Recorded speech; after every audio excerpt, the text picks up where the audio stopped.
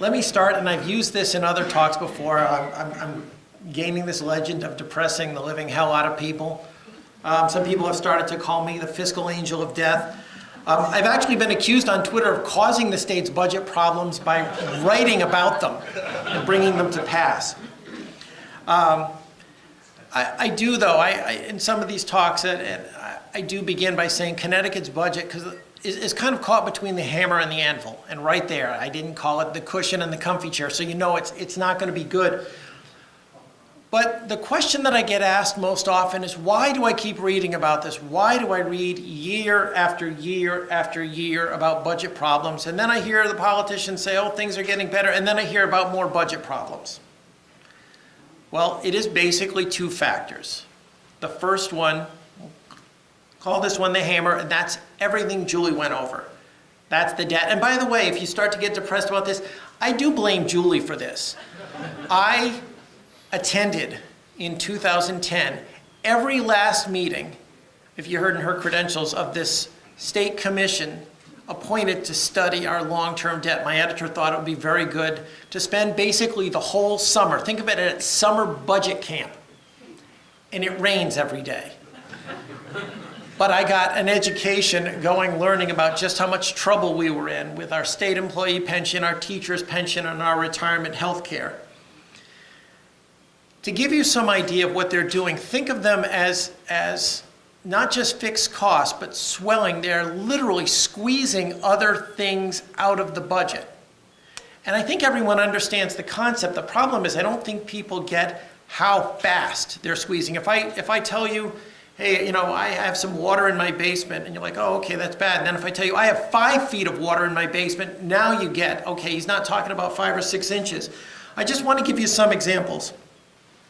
This year in the budget, the payment into the state employees pension fund went up 18%. Retiree health care, 13%. Payment on general fund bonded debt was almost 10. Those 3 factors alone, I haven't even gotten to the teacher's pension. 1/5 of the budget grew by more than 11% this fiscal year. Everything else shared a little less than 2% growth. And think for a minute what's in that everything else. We've got Medicaid in there, although Medicaid's slowed, the growth has slowed in recent years. We have state employees' salaries in that everything else. In other words, we have some things that are already growing much faster than 2%. So most of your favorite programs are getting cut. That's not going to be changing anytime soon.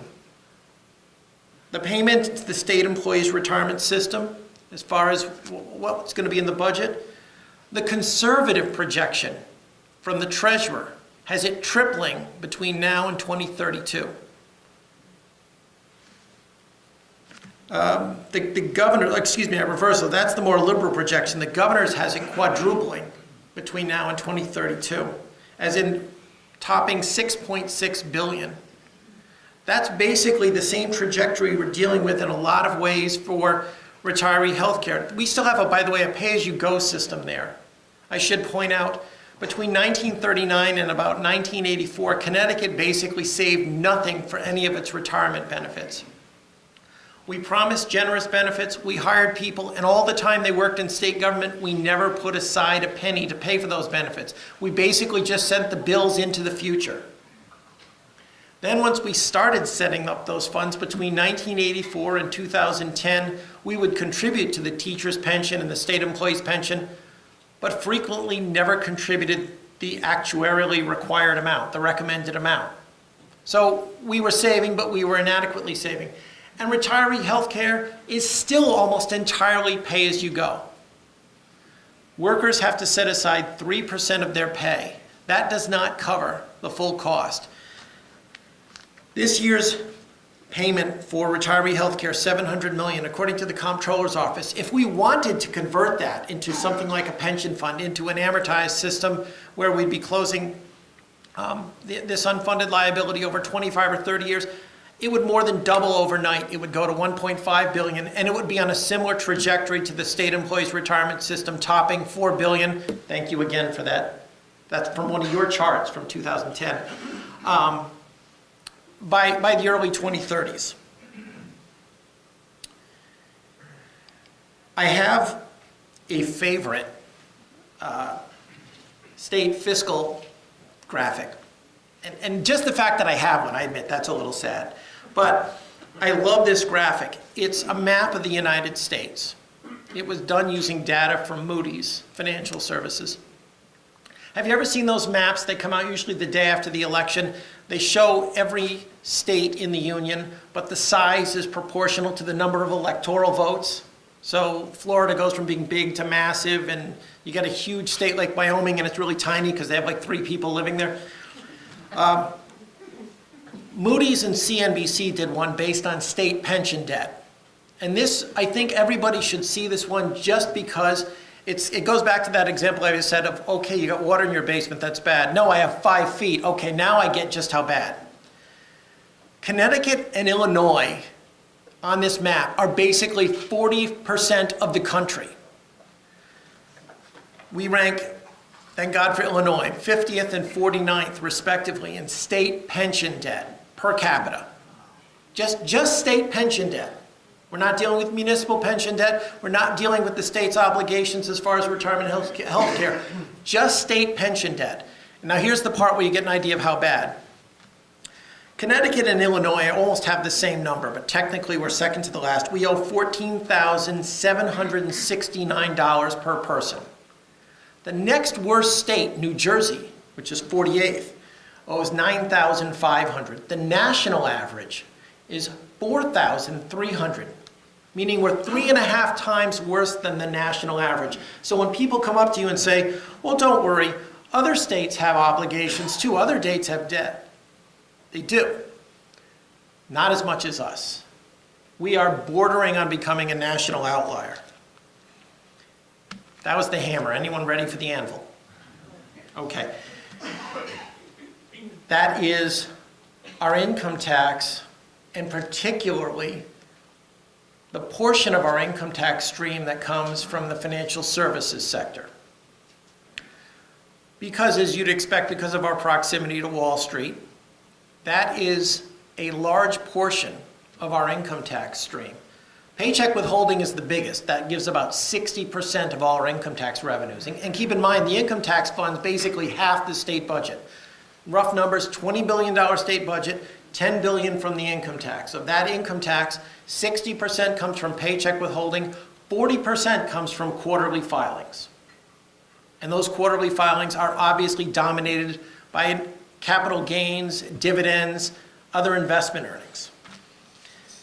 These numbers are going to sound made up. I'd invite you to look them up. It's scary in some good times. Between 1994 and 1999, that portion of our income tax stream grew, on average, 23% a year.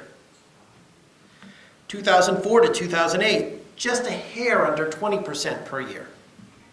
Then you come to the Great Recession, and we had a lot of warnings from economists. There was a very scary report that made me look cheery from the New York State Comptroller telling New York, New Jersey, and Connecticut the financial services sector will be structurally changed after the Great Recession. Since 2011, we have had only 1 year in positive double digits. Doesn't mean it's broken. It's simply not the same. So what was supposed to fix all this? It was 2011.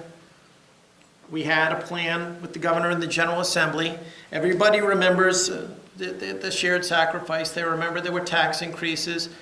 They remember that there were union concessions. What a lot of people don't remember is that there was a third leg to that stool that was almost as important numbers-wise as the first two. And I will just call it extra revenue from economic prosperity. That was basically, Connecticut was doing what most other states were doing.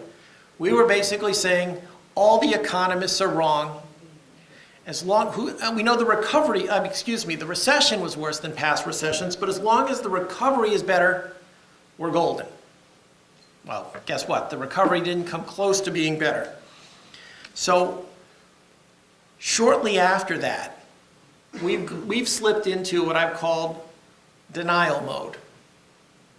By probably at least the end of 2012, the state was consistently spending money, adopting budgets that outstripped its own projections for revenue growth. You'd write about the budget and they'd say, okay, this budget is balanced on paper, but 1 year later, it's on pace to go $500 million in the red, and every year the numbers would get a little bigger.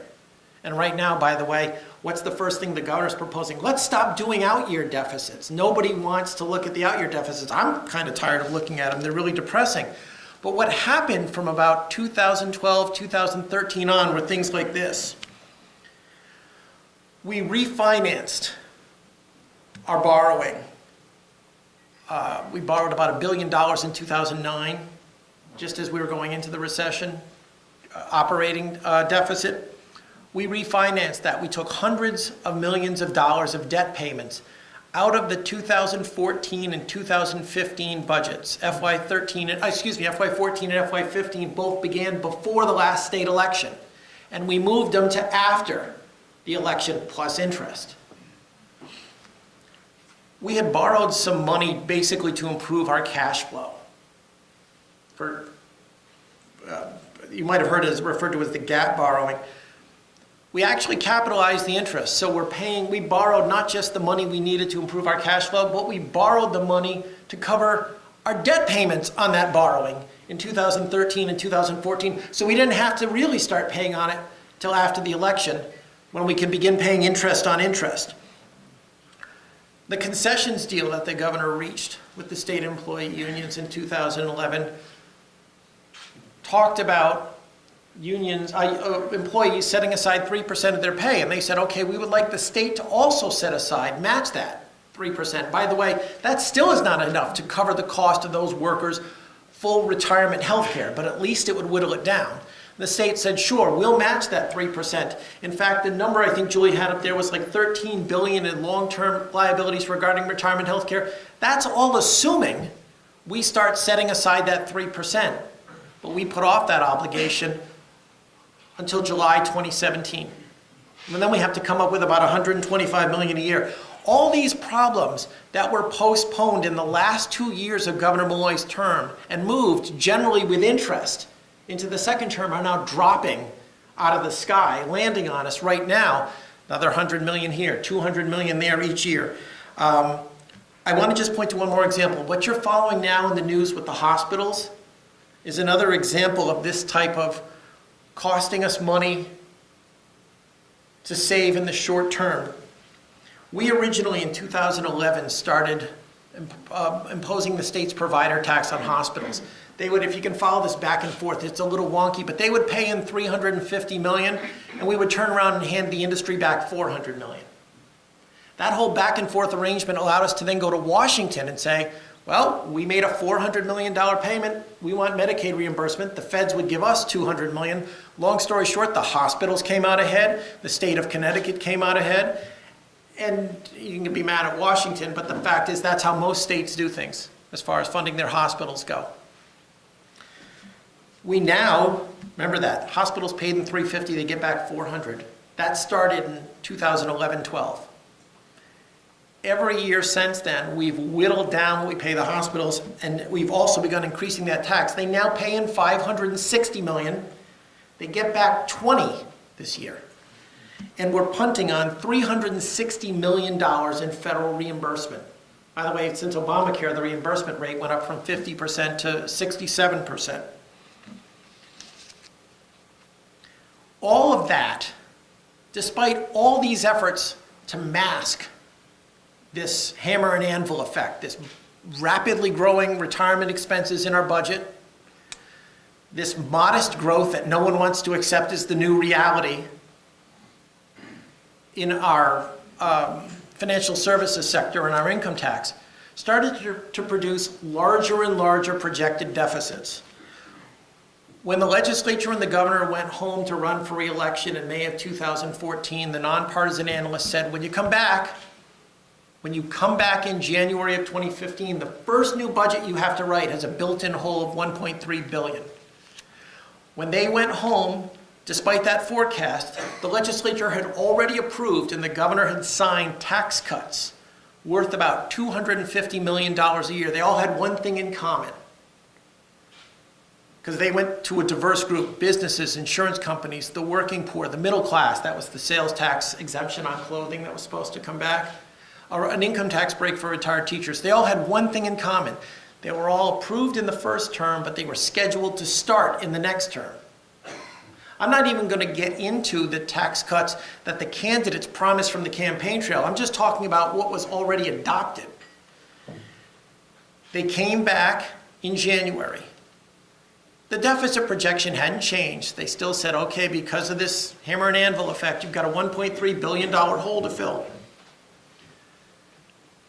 Every single one of those tax cuts was canceled or postponed except one. The retired teachers got their $10 million break.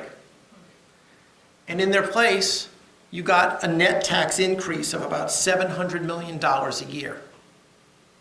When people talk about why GE left, believe it or not, they're just talking about different sides of the same coin.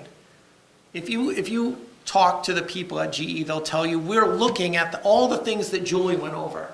They know that if you've got all these bills and they're all coming due because they've been built up into the future, and now we have all these retirees with excellent benefits that we haven't saved for, that, to be totally blunt with you, these people are going to be alive for the next 15 to 20 years.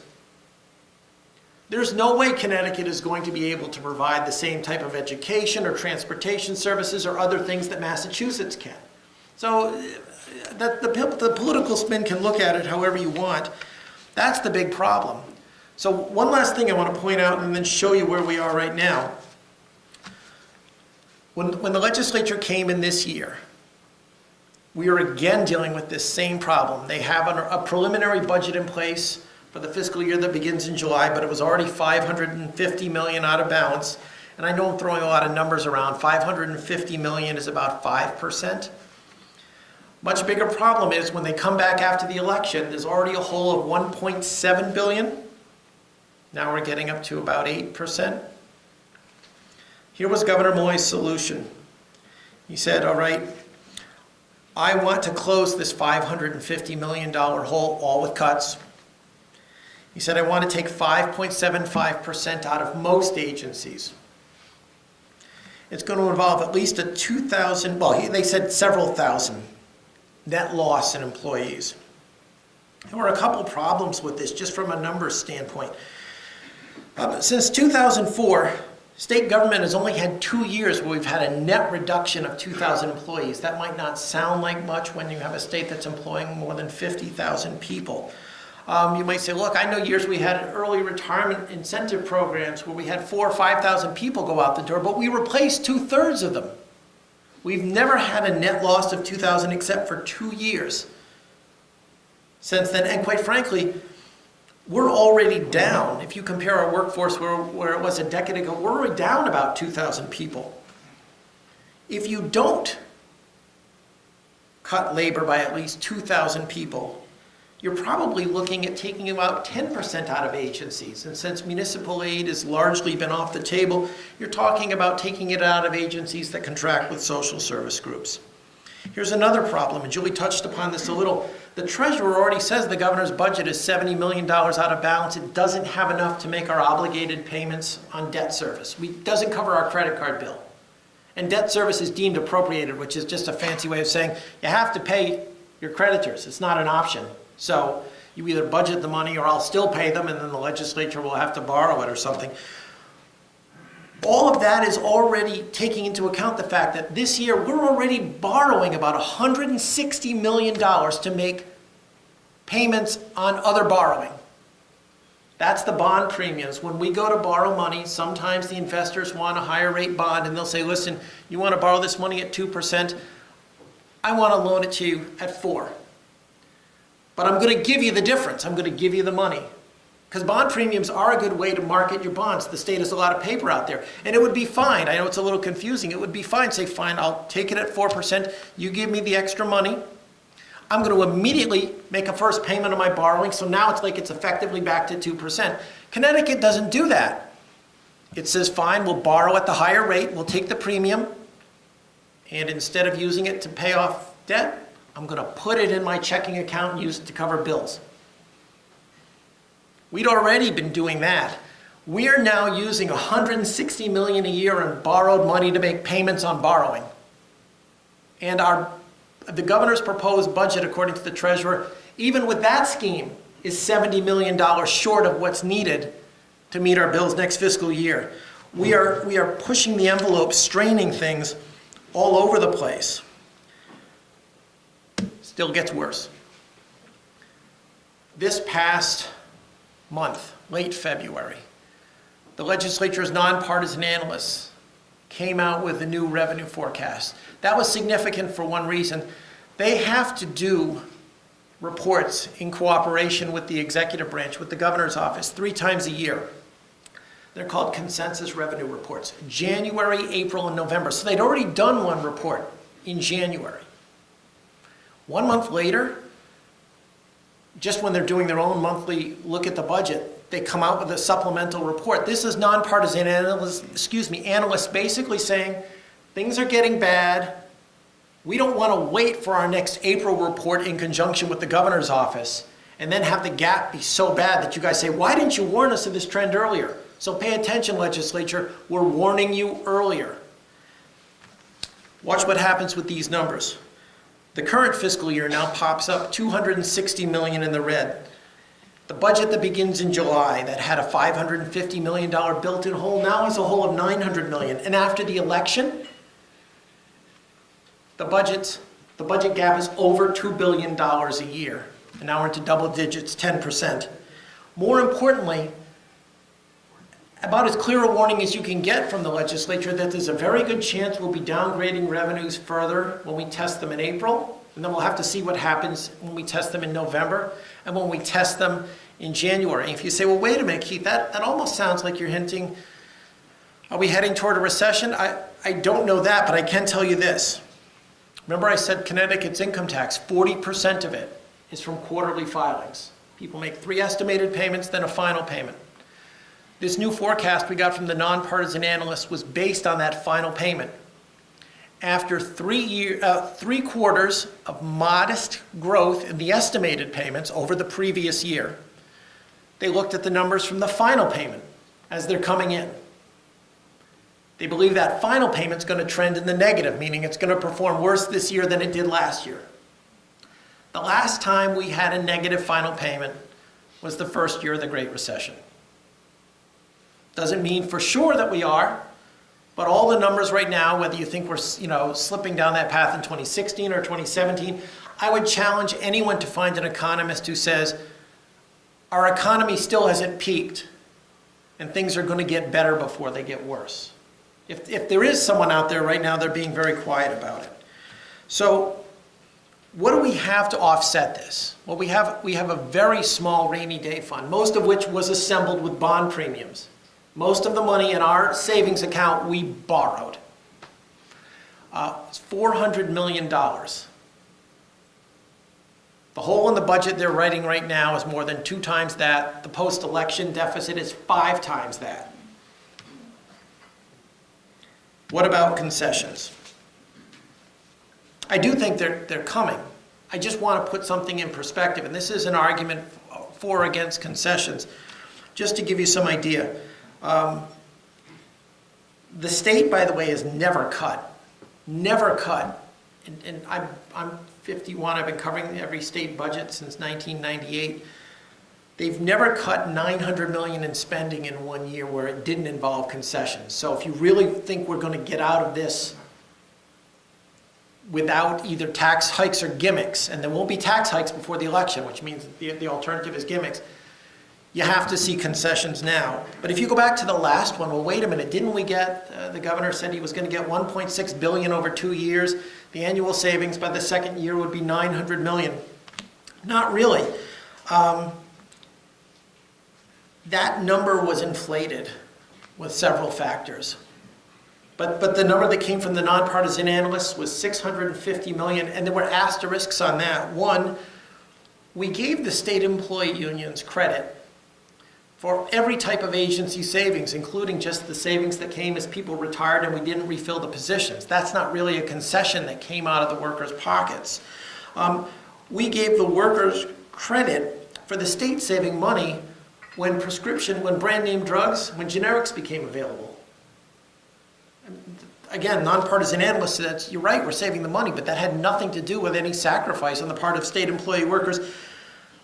The Malloy administration's estimates even built in $33 million in pharmaceutical cost savings negotiated before he'd ever reached an agreement with the unions. The comptroller had just gone out with the pharmaceutical companies and negotiated a better deal. Translation to all this, you're probably lucky if you got between $400 and $500 million a year from the state employees. So when you think about that, I'm not saying that that's chump change. What I'm saying is if you have a $2 billion problem to solve and you're saying I'm going to solve it with concessions, I'm just saying to you, what else you got? All right, last little piece, and then I think I'll bring Julie up to help me depress you. What about this budget's historic and transformative components? You heard last summer, okay, we know we promised you tax cuts and instead you got tax hikes. But don't worry, we're going to take a portion of the sales tax, we're going to put some in transportation, and we're going to put some in municipal aid. Just for a second, I'm going to stick a pin in the municipal aid. The transportation money right now is about $200 million this year. $200 million, I'm sorry, in 2017 in the budget that begins in July. So the deficit's 4.5 times the size of the new transportation money. After the election, the sales tax money owed to transportation is about 1/8 the size of the projected deficit. And yes, I'm implying what are the odds are that that transportation money survives. The municipal aid money is even sketchier because while we promised it to the towns, it's backloaded. The towns don't get the money now. We say, okay, last June, you guys are getting a portion of the sales tax money, but I'm not giving it to you right away. For the first year, I'm going to put it in this municipal reserve salary account. And a year later, after the election, you'll get it.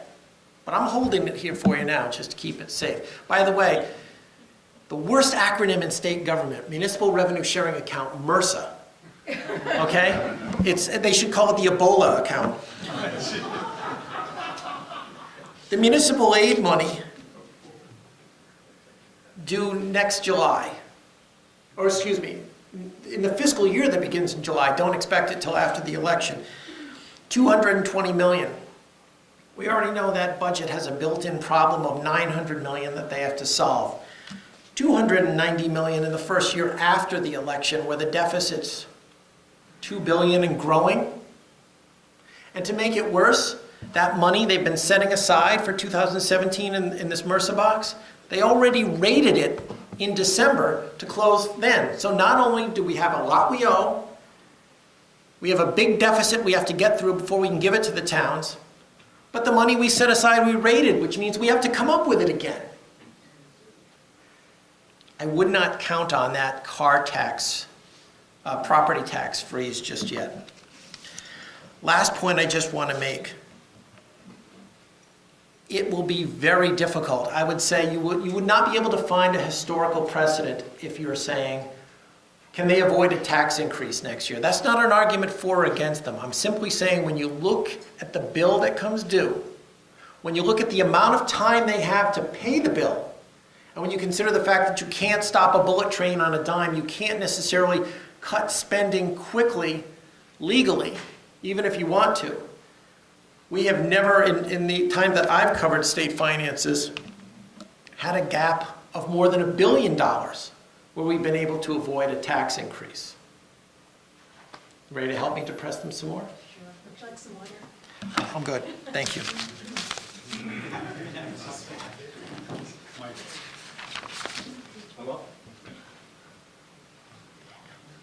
Thank you very much, Keith.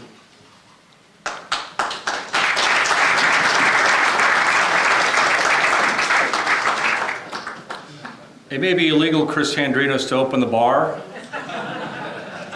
but I think you do a very healthy business. One of the things that I want to touch on, and what's kind of the reason, not just to provide some illuminating facts about the state of Connecticut.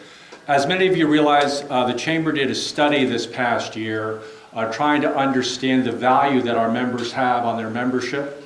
And government affairs was one of the key topics that resonated throughout. And that's really the basis for our forum here this morning. We wanted to provide our membership with a free event to come and listen to the experts on the state of the Connecticut budget and share these unfortunate facts. But we also hope to engage our members more. You know, as the old saying goes, terrible things happen when good people do nothing. This is our state. This is our government. And what we hope to do as we continue to move forward is request, ask, and beg for your participation in the process. We're not necessarily asking you to run for office, but we're asking you to engage. Do we all know who our state legislators are? Do we know them by name? Can we engage them? Can we be involved in some of this discourse and providing some of these facts? Most of us here all run businesses or are involved in the business aspect of this. And as we listen to this with our business minds, we become nauseous of how we got here. But as it was pointed out, a lot of these systemic issues run back to the 30s.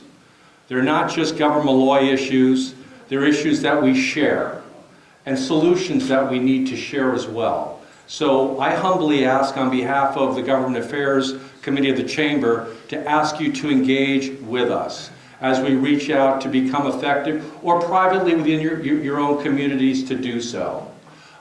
With that, we're going to have an open forum here. Brian is walking around with a microphone, and all we ask is that your questions, even if this has fueled some anger, be respectful, and we'll bring the questions over to our experts. I'm going to ask the first one, which I kind of hesitate to do, and I guess I'll run it to Julie and Keith.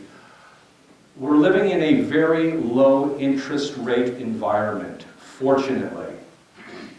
God forbid rates start to go up. If they do start to move up, if the Fed starts to raise them a quarter point, a half a point along the way over the next couple of years, what does that do to these projections? I will have to admit that I have not run those numbers, but I don't think it takes a rocket scientist to recognize that when you're constantly going out to the bond market to get money, and unfortunately too often to be put in your general fund, you're going to continue to have issues by doing that. There is one bond issue, which was one of the Yukon bonds, I think recently, that is on a variable rate. So there's undoubtedly interest rate risk there. I don't think that anybody can ignore that.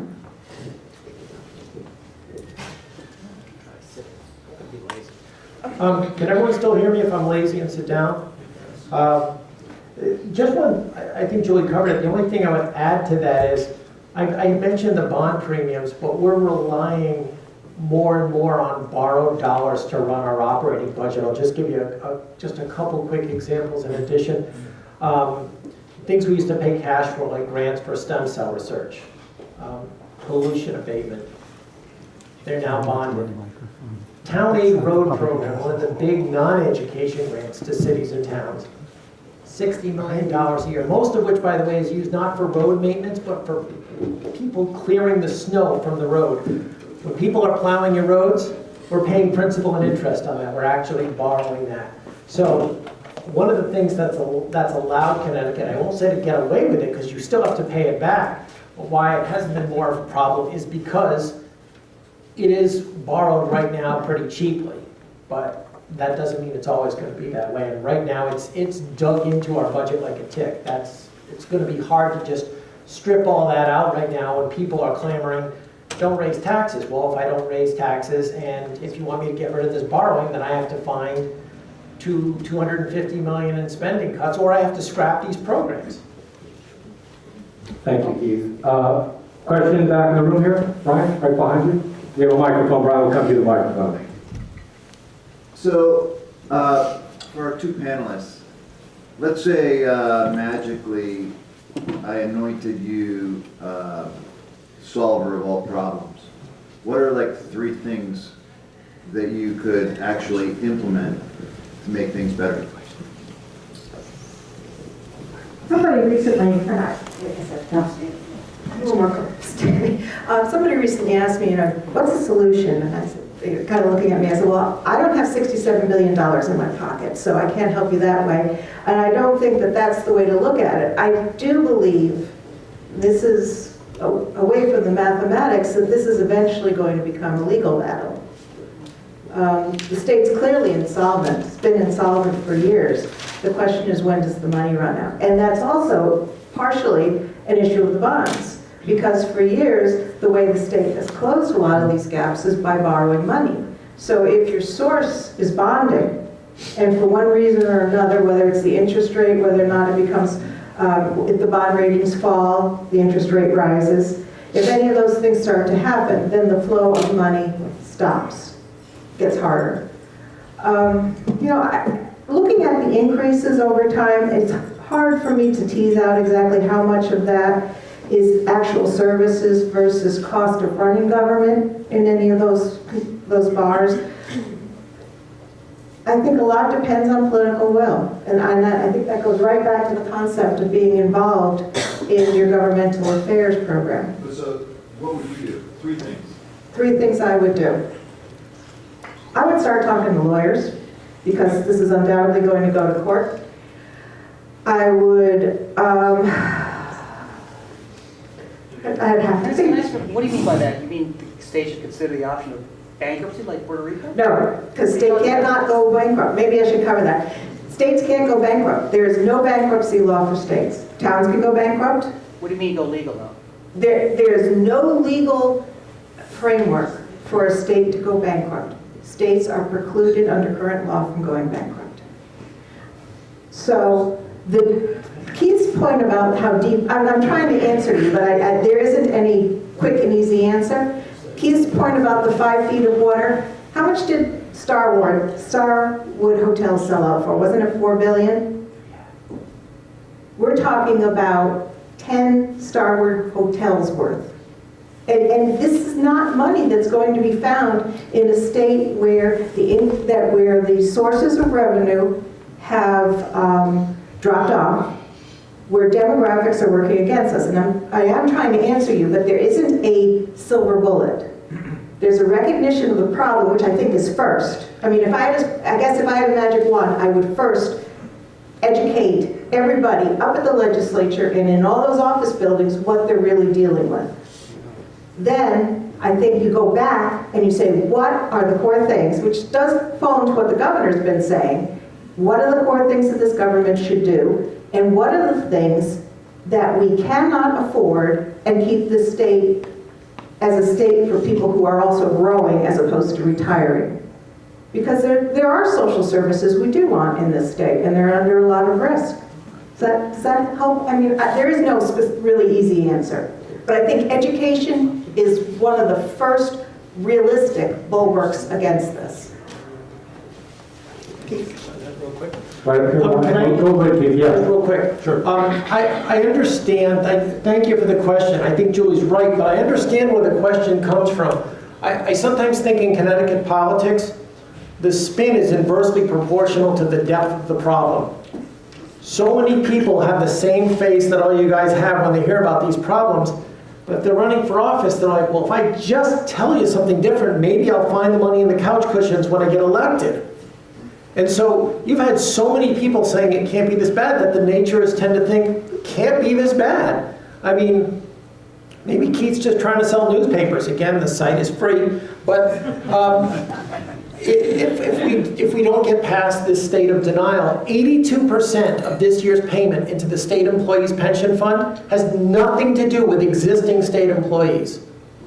It's either for money we didn't save for people who are already retired, or for savings targets that we never hit when we invested pension funds. So unless you know a hitman that works in bulk, until these state employees pass on, or you know a judge who's going to somehow give Connecticut a pass, it's better to say, there's a problem. So you asked me for 3 things. As a journalist, I can't tell you what I would do, but I can tell you what I think will happen.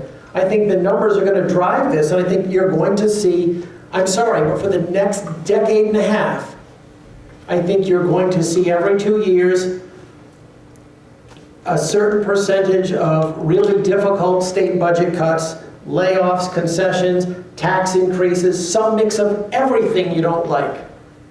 And I wish I could tell you that I don't think it's going to happen. But that's where the numbers are pointing to. One last thing. He said, well, what about other states? What have they done? Well, Connecticut is different, not just in what we owe. Pensions generally are recognized by judges to be inviolate. But most states didn't promise their employees retirement health care contractually. They just legislated it.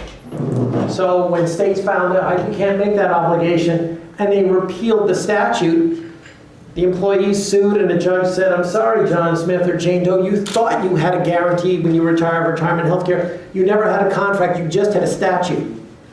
Connecticut does have a contract. We have one that runs through 2022 with all our state employees. So I don't know that, I'm not a lawyer either, so I just don't know what judge is going to be riding to our rescue. The one thing I'd follow up on that is, since I do a lot of reading, definitely not a lawyer, but the Center for Retirement Research up in Boston was talking about the fact that there's another report where Connecticut is a property state where the pensions are a property right. And as a property right, some states have been able to decrease the cost of living increases. There are things that can be done. I mean, one of the things that's discussed also is this anti-spiking rules, where people work a tremendous amount of overtime leading up to retirement so that their pension is much higher. There are common sense things that can be done. They won't take care of the whole. We live here in Fairfield County. It's something of an economic bubble. To what extent does Fairfield County contribute to this folly that goes as a budget in Hartford? How much of our revenue from Fairfield County is going to support the rest of the state? If we're going to fix blame on where we should be concentrating our legislative efforts, perhaps we should look at what we are contributing, see what the rest of the state is contributing in other counties. And if there's a major deficit in one other county, perhaps New London County or something like that, then the people in New London County have to be more accountable for what's going on there.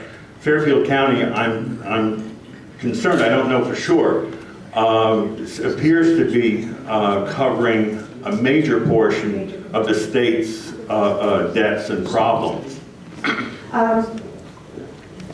And this is just conjecture.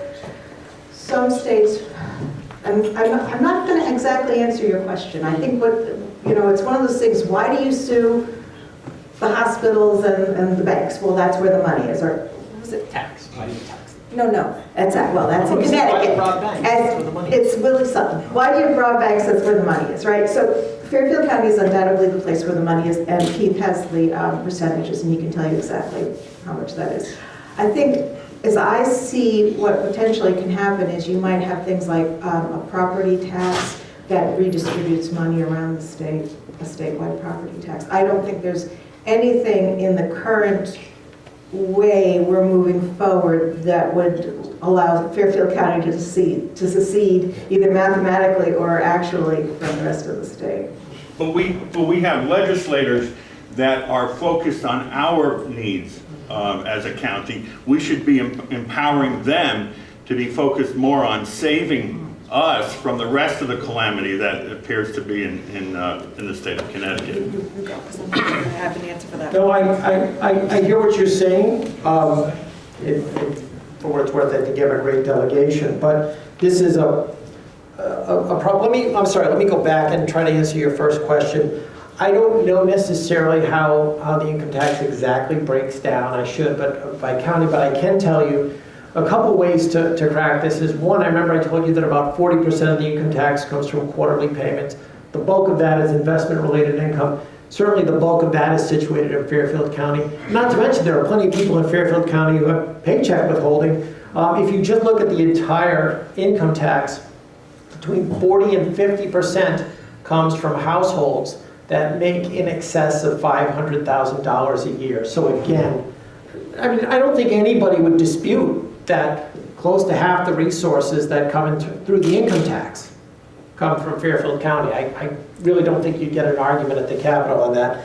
I've never really seen any breakdown as to which county contributed more to the problem. I mean, you really are talking about legislatures and governors over decades dramatically underestimating things like healthcare inflation, the type of investment returns they would continue to get. I mean, basically what Connecticut did for a long time is they thought that the wealth in Fairfield County was like a goose that laid unlimited golden eggs. And they knew they should have been putting more of those eggs aside. They basically said, we'll get to it, we'll get to it, we'll get to it. Governor Malloy's plan hinged upon, I will do what no one else did, I will start setting aside all those eggs, assuming they still come in the same quantity. And then when he found out they don't, they're still pumping them out, but just not as generous as they were in the 90s and the 2000s, we didn't really adjust. Instead, the Capitol sort of moved into re-election denial strategy. And now it still hasn't figured out its way to extricate itself. Just wanted to point out one more example about the power of the denial, just how tough this is. In 2010, when we had this mammoth deficit that everyone heard about, the $3.7 billion, 18% hole was waiting for the first year of the new governor's first budget. State employee union leaders, who are also politicians, they're elected, were getting bombarded by the rank and file. Am I going to be asked to give concessions? Am I going to have to take a pay cut? If you think I am, I'm not voting for you for union president. And they came up with, from a Machiavellian standpoint, a great message to tell everyone. They said, state government is bloated with mid-level management, silver bullet theory. If we just get rid of all the mid-level managers, you'll be fine. By the way, if you get rid of, I'm not even judging whether it is or isn't, if you get rid of every single manager in state government and you can lay them off right away, you don't have to give them notice, you don't have to pay any accrued sick time or vacation time, you don't have to pay at the unemployment compensation fund, you might get $30 million a year of savings. That was their solution to a $3.7 billion hole in the budget. That's like holding a little drink umbrella up against a 20-foot high tidal wave. But think about what a great political message it was. You don't have to sacrifice anything. All we need to do is fire your obnoxious boss. They were like, I'll sign up for that. I will support you for union president. That's a great message. I've been waiting. Let's fire a few more of these bosses. It wasn't a tool big enough to do the job. I realize it's incredibly sobering. I just don't see anything on the horizon other than a decade and a half of really difficult sacrifices. And the truth is, that's why GE probably left. I mean, Connecticut is got one of the greatest GDPs per person in the country. I think it's fair to say it's not so much a revenue issue as it is a long-term liability and a spending issue. Correct? Just real fast, how do you grow the economy? I mean, people say, look, if we could start growing the economy more, and I agree with you. But if you have to grow the economy and you're not in a position to make transportation investments, you're not in a position to make IT investments, and I'm told we're as much of an IT island as we are a transportation island.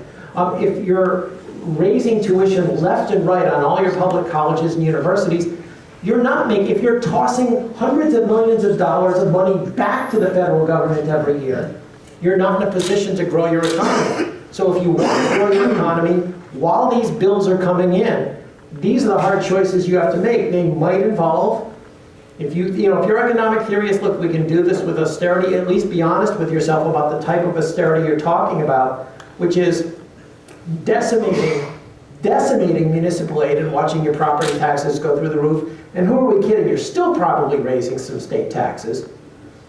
Or you might have to make a decision about paying more because you're trying to both pay off some massive debt while you're investing in a neglected economy. Of the businesses that are here, and we hear a lot about pension liabilities. I'm sure a lot of our businesses over the years had formal pension systems as opposed to transitioning into 401k plans and the like. Raise your hand if you still have a pension system in your business. Raise your hand. Defined benefit. Defined benefit plan. And I think we're looking at some of the antiquation of where we go in the state, correct? Well, it's unfortunately not that simple. I'm doing this in my head, but just think about it this way. The ARC, the required payment on the pension. The whole idea of these ARC payments is that they are supposed to fund the pension over time. They were backloaded because nobody wants to put the expense in the current year. And so if you look at what's supposed to be paid for the pension, and we have 4 tiers in the state employees' pension. We have a teacher's pension. We have other post-employment benefits for the teachers and for the state employees, and there's a small judicial pension.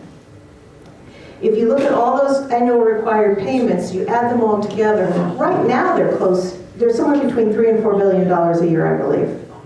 So they're not being paid now.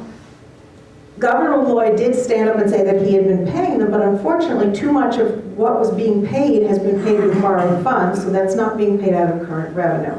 Now, the question of a defined contribution plan as being a silver bullet. Here's the problem. You have people retiring, and if you look at the actuarial reports, the money coming in from its various sources and the money going out to the pensioners on the SERS, the state employees, is essentially the same dollar amount. There's very little difference. There's a little bit of money coming in excess, which is from the small amount of returns on investment. So you're saying, okay, new employees, we're not going to do what those idiots did in the past. We're going to, year in, year out, fund a defined contribution plan, which you must do. You can't put the payments off. Now, in addition to all that money that has to be paid out in benefits, you have a payment that cannot be put off. So in terms of cash flow, you actually make it worse, at least in the short term. Can I just mention real quick? I just want to emphasize again, 82% of this year's pension payment, state employee retirement system payment, has nothing to do with existing employees, which means if every single employee in state government came in today and said, we want to help Connecticut, we're forfeiting our right to a pension. Of course that would make a difference, but you would still be headed for pain. 82% of your problem is with people you can't negotiate with who've already retired, and you have no leverage to get them to give you anything. Anybody know where a Walgreens is so I can get some Lexapro and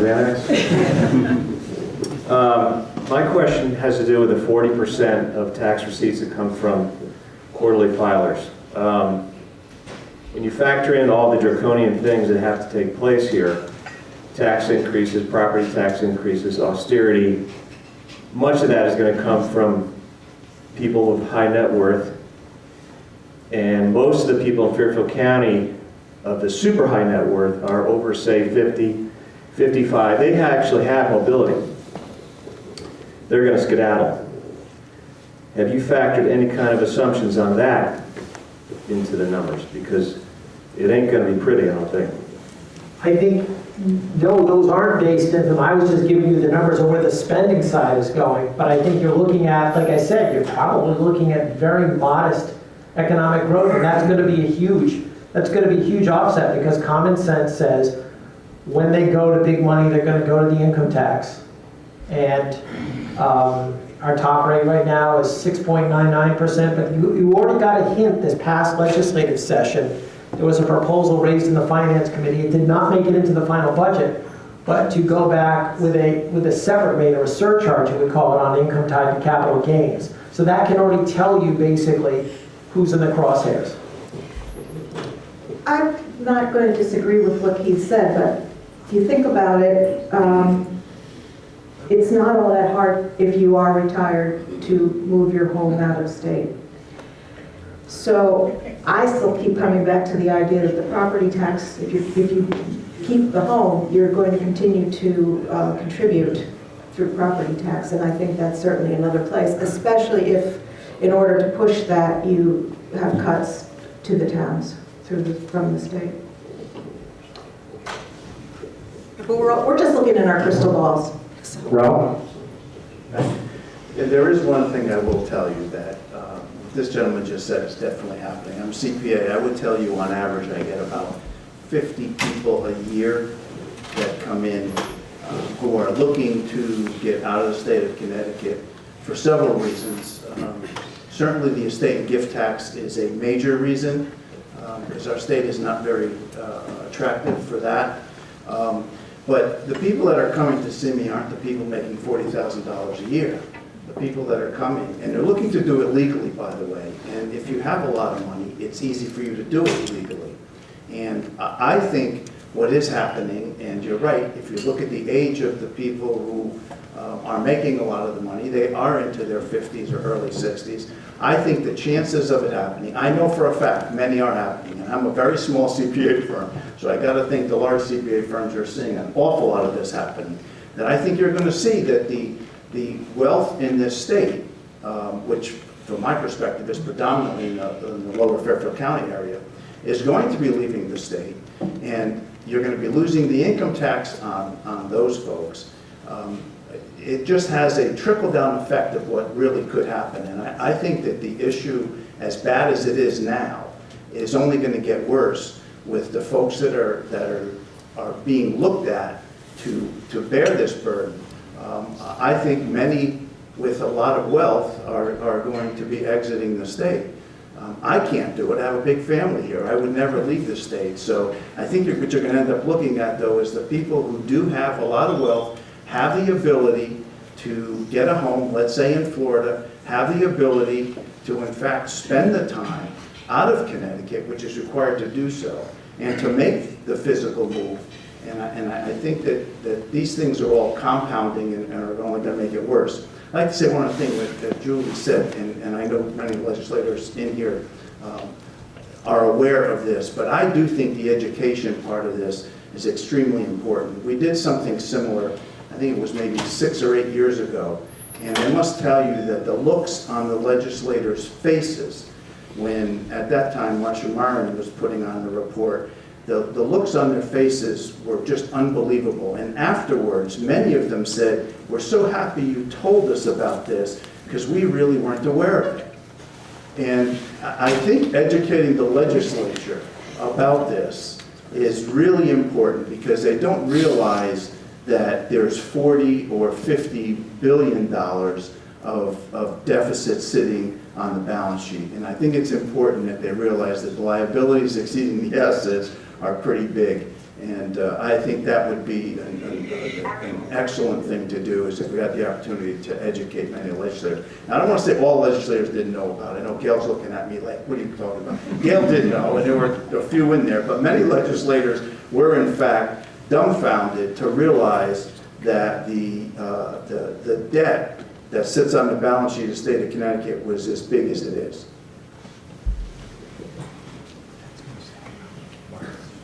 Yeah?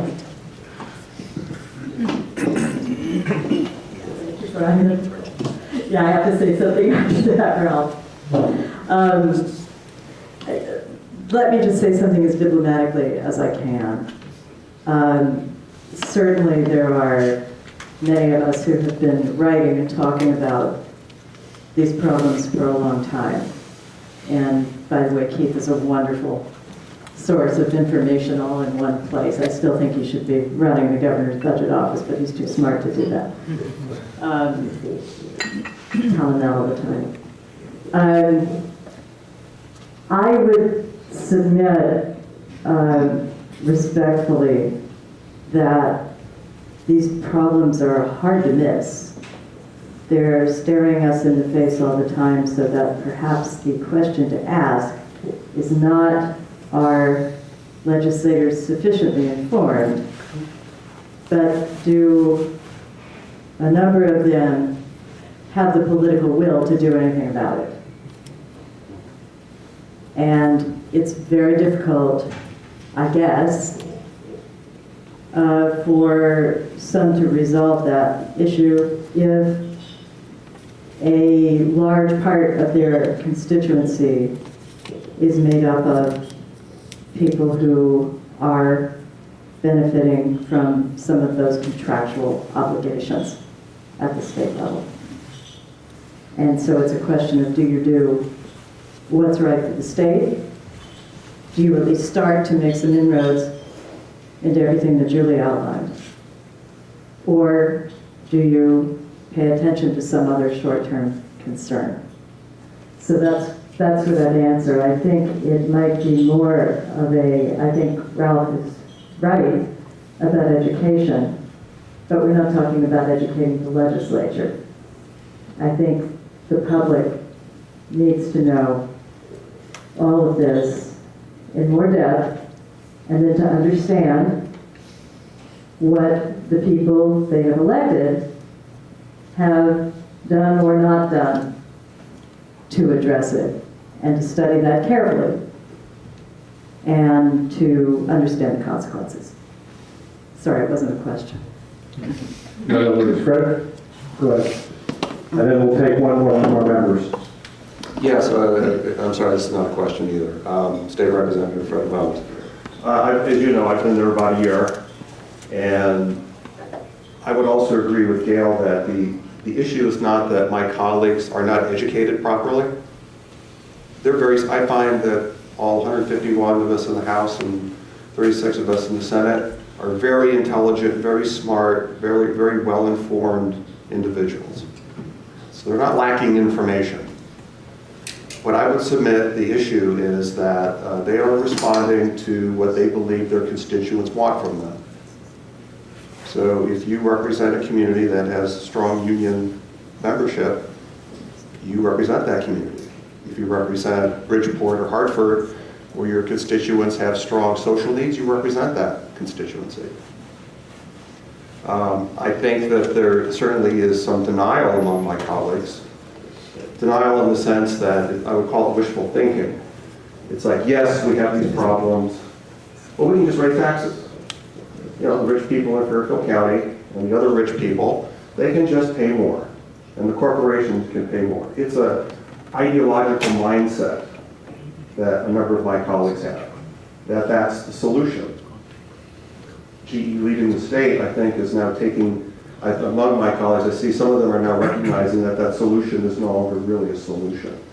So we're at the point now, this year, in this year's budget, we're eviscerating the social service and the human service network in the state.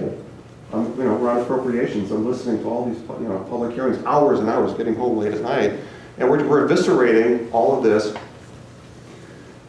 But meanwhile, on appropriations, we had to vote on a UConn administrator's contract, which thankfully got pulled. But I'm going to tell you something. The same people I sat with, night after night after night, listening to our fabric of our society being torn to shreds, had no problems voting for 4.5% wage increases every year for 5 years for people who already make $70,000 or $80,000 a year, who essentially get free health care, great pensions, 22 days of paid vacation day a year, 14 paid sick days a year, free tuition for their families at UConn. Oh, and by the way, they're being asked now to work 40 hours a week. Thanks, Fred. From 35. We have time for one more question from one of our members. Question from one of our members? How come the rest of the press is not covering this? I mean, you're covering it, but I don't see it in my local paper. I mean, we have pictures of legislatures getting cats out of trees, but when GE leaves, the head of the Senate budget process, his photo is never shown. News 12 never covers it. The other stations, to the extent people watch them in Fairfield County, they don't cover it. The Current doesn't cover it. You took part of my answer right there, and absolutely, the news media is completely complicit in this. The news media has been shrinking badly for, I would say, at least 15 years. News 12 used to send somebody up. Jim Murphy used to go up. I know he's not with us anymore, but then they would send him. It's horrible. I'm forgetting it. Was it Christie? They haven't had a reporter at the Capitol, and I'm not trying to just pick on News 12. We can go to other groups as well. They haven't had a reporter at the Capitol, I would say, on a regular basis, at least for 5 years. And people in power know this.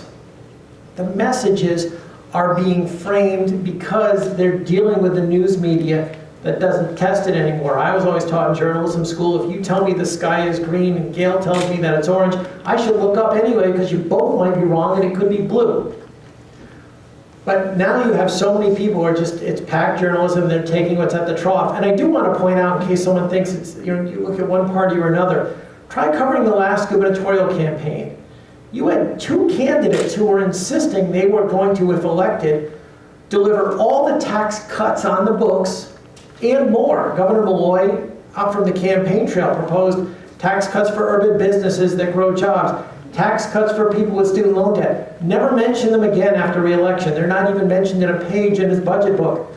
Tom Foley was going to deliver $300 million sales tax cut on top of all the tax cuts that were already signed into law. And he ruled out just about every single spending cut that he thought got him in trouble in the first campaign. So there would be no concessions, no pay freeze, a deal is a deal with the unions. He wasn't even going to cut social service programs. He was going to try to renegotiate with medical providers and pharmaceutical providers. I said, Tom, I'll give you the best savings the state ever got. Let's double it and adjust for inflation. You've solved $50 million of a $1.3 billion problem. What else do you have? Well, I have to get elected beforehand. Nobody is talking about it. You have a press corps that doesn't look at this stuff. And because, I mean this, I think even the press is guilty, because the numbers are so depressing. And hard to understand. Exactly. It's easy to want to believe the people who are saying, I mean, if you're a student at UConn and you're still waiting for that income tax cut to help you with your student loan debt, good luck. I mean, Governor Malloy's budget director after the last election, Ben Barnes, that's when he made that statement, we've entered a perpetual state of fiscal crisis, and got shellacked so much he'll never say that again. It is a big problem. You raised probably the most important point. The news media right now neither has the experience nor the resources to adequately cover this. And if you keep looking for the silver bullet, I don't mean you personally, I mean just if the public keeps looking for the silver bullet and keeps accepting, someone's got an answer, it can't be that bad, just tell me the one group to blame and I can handle this, it's never going to get solved. I think I had said before the time was over that I do want to do one thing, and Keith teed it up for me very well. We've spoken a few times about the Connecticut Mirror. How many people have looked at the Connecticut Mirror on their own? A smattering. How many are never going to look at it again? Yes, how many never want to hear from Keith again? It's important because that really is a place where you can go and find out what is truly happening at your legislative level. It's online. He keeps saying it's free. Nothing's for free. It is a nonprofit, so please bear that in mind. But this is one source that really can tell you, and has for, 2010. Since 2010, what is going on up there. So, and they're looking at education. It's not just budget. There are other issues as well. So if you want to get, as I've gotten older, I've realized if I want to get a view of the world that isn't going to lie to me, where I can't lie to myself, I've got to open my eyes and see what's happening. And unfortunately, we as a nation haven't been doing that as well as we should. Try to find some really good sources of information. And that's my whole, I guess that's the end of it. It is 9:30, and I think we've depressed you to no end. So. Thank you very much, Julie. Just before we leave, this is your chamber.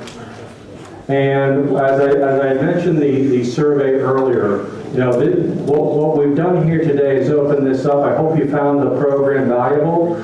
We also invited media outlets to come in here and cover it, because we thought the information was valuable, and we feel that the chamber also has a public service to the greater Norwalk area as well.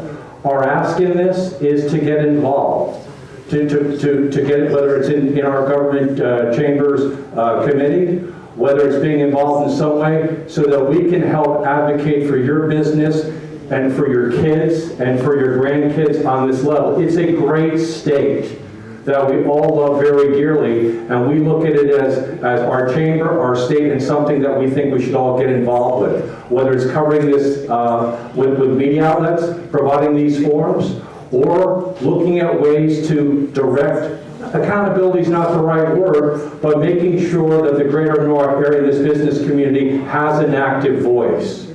So with that, I'd like to thank Julie McNeil for coming here today, Keith Vanna for taking their time out today to educate this, and thank all of you for taking the time out of your very busy schedule to come.